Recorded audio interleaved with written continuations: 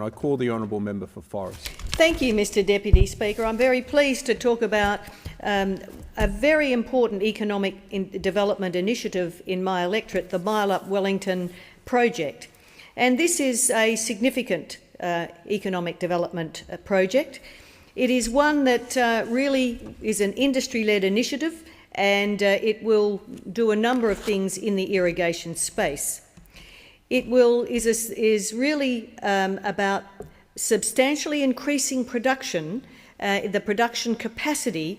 It will create jobs and will provide an economic uplift in what is the underdeveloped Collie River Irrigation District and the Mile Up Irrigated Agricultural Precinct. Now, the project is a major opportunity to help diversify Western Australia's regional economy through irrigated agriculture. And anyone who understands irrigation understands the capabilities of irrigated agriculture. Currently, just 6,557 hectares of the available 34,600 hectares of the Collie River, Harvey and Waroona districts are actually irrigated. So the Mile Up Wellington project is an industry-led initiative, as I said, and this will see saline water that's currently flowing into the Wellington Dam diverted from the Collie River East branch to a mine void, with that water then treated in a new desalination plant. A new, smaller Burracup weir will be built upstream to enable water delivery to be powered by gravity. What a great way to go. Environmentally sustainable when it's powered by gravity. The irrigation channels will be replaced with a new pressurised piped network. So it's quite a simple concept. It's about desalination, it's about piping, and it's about a delivery network. It will boost agricultural, horticultural and forestry opportunities. What a great combination. Agriculture, horticulture and forestry opportunities. It will create jobs and an economic uplift, and it will attract even further investment in the region, and it will diversify the southwest regional economy. The old Wellington Dam was built back in 1933 with Commonwealth funding, but the salinity in that amazing dam has risen significantly. It is now, the Collie River East branch contributes up to 14% of the annual flow of up to 55% of the annual salt load into the Wellington Dam. And when you put that in other terms, this means that each year, each branch is actually delivering between 60,000 and 110,000 tonnes of salt into the Wellington Dam. That's what part of this project is about, the increase in the salinity over the years and how we manage that. So there are districts that are choosing, because of this salinity below the Wellington Dam, that are choosing not to actually irrigate or irrigate as much of their properties. The productivity isn't there in the same way, and that's because of that possibility and risk of soil degradation.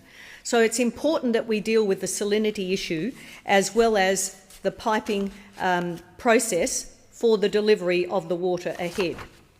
So existing open channels created in 1960s will actually be replaced with a closed pipe network, and this will save at least 15 gigalitres of water a year, currently lost through either seepage, leakage or evaporation.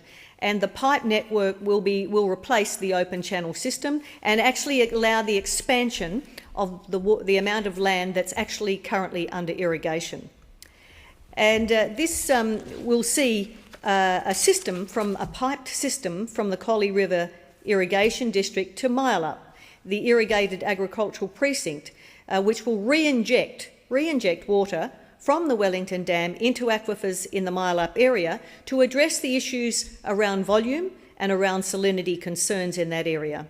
So there's also an idea to re-inject stormwater collected in the Harvey diversion drain. That's also part of the proposal. This is a very sound proposal, and it will bring incredible opportunities in the southwest. And around 10 gigalitres a year of the potable water from the desal plant will be sold into Water Corp's Great Southern Towns water supply scheme and stored in the Harris Dam. Just ongoing opportunities. And of course it's a fantastic irrigation system, a series of dams in the hills that with water delivered in a gravity-fed pipe and channel system. It's simple, it's effective, it delivers. And there's been many innovative solutions as part of the sustainable techniques in this multi-awarded actual delivery system. I also want to talk about the Bunbury Outer Ring Road. This is a major development that's needed to finish the actual whole of the Bunbury Outer Ring Road. At the moment it's like a stranded T-junction. And the federal government has committed $10 million recently to complete the planning and the project development of the unbuilt sections, the northern and southern sections, and this is currently underway. There are new developments in the area proposed. It's the planning and project development for the bypass will help to reduce congestion, actually improve safety, and really, this is the key issue, provide an efficient freight route. It is a major economic driver in the southwest as well.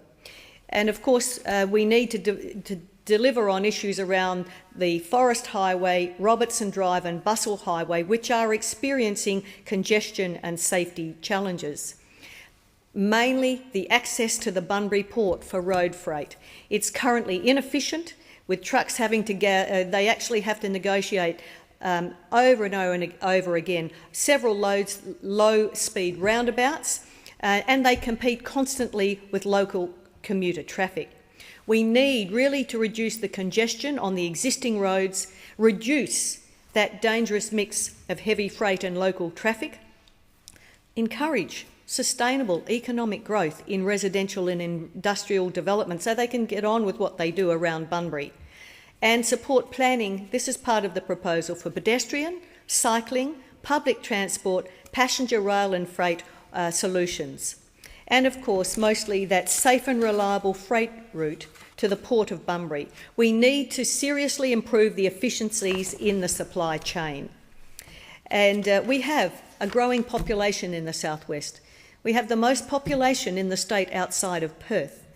And we do need to make sure that we keep developing in this region. Those freight accesses are really, really critical. And there are around 300 truck movements a day into the port. That tells you about the mix between local and freight traffic. The port traffic needs to get on with what it does, and local people need a safe way of getting to and from what they're doing. And the port is just of such huge, often underestimated economic importance to Bunbury and the whole of the southwest and to the state of Western Australia. It's existed since the 1800s. And what we see now is the amazing, I think it's amazing, export of alumina. It is the biggest alumina export port in Australia. In Bunbury, in my electorate, I am very proud of that. I'm proud of the people who produce it and deliver it and ship it out of the Port of Bunbury. There's also wood chips and mineral sands, spodumene, silica sands, grain and bauxite, a new export out of Bunbury. And I'm hoping that we'll see lithium as well. And over 10 million tonnes of alumina going out of Bunbury. That is, every time I see a shipload going out, I just think how great that is for our regional economy and the jobs that we are so focused on as a government. Of course, added to that, you've got all of the services around the port, the transport services, those jobs, the maritime services. When the tugs go out and you see how well those men do their job, their precision in what they do with the vessels that come in, it's just extraordinary to watch. And of course, part of this is some of the volunteer groups that operate in and around the port as well. I wanted to mention the Bunbury Sea Rescue Group. They do just a fantastic job. They have 35 volunteers and do so many call-outs on a regular basis. They are absolutely vital to ensuring the local marine environment is safe. All those people who choose to go out and enjoy themselves, they need the Bunbury Sea Rescue Group of volunteers. They are very, very proud, and they should be, of their 11-metre elite marine aluminium cat.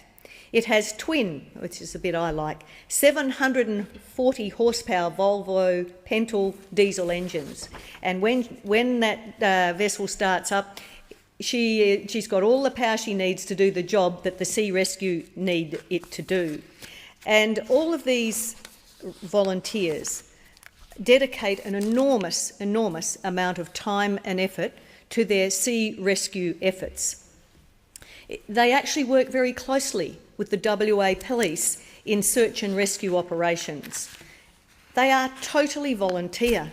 We often see these people, but we don't think about the amount of time that goes into their training and their efforts. They also educate people on safe boating and survival at sea. They train volunteers as skippers, as crews and radio operators.